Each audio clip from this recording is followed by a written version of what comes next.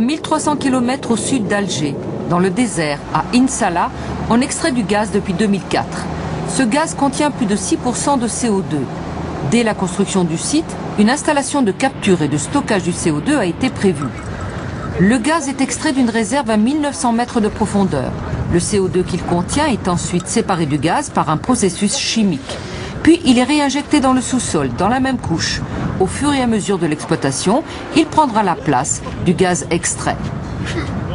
Il n'y a absolument aucun danger parce qu'il est réinjecté dans un réservoir qui a contenu du gaz pendant des millions d'années. Il n'y a absolument aucune raison pour qu'il ne contiendra pas le CO2 encore pendant des millions d'années. In Salah est le site pilote le plus important au monde. L'Europe s'est fixé de mettre en place 12 grands démonstrateurs de stockage de CO2.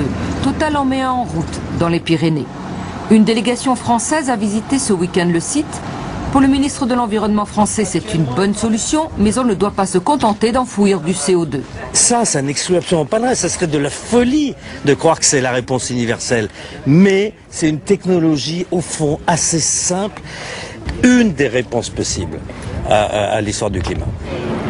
Quant au coût d'une telle opération, il est relatif, nous disent les Algériens. Quand on fait un investissement de 1,7 milliard de dollars, je ne pense pas que 100 millions supplémentaires, qui représentent à peine 5%, soient réellement coûteux. Non. Une loi est en cours d'élaboration en Algérie. Elle obligerait toute nouvelle installation de ce genre à s'équiper de cette technologie.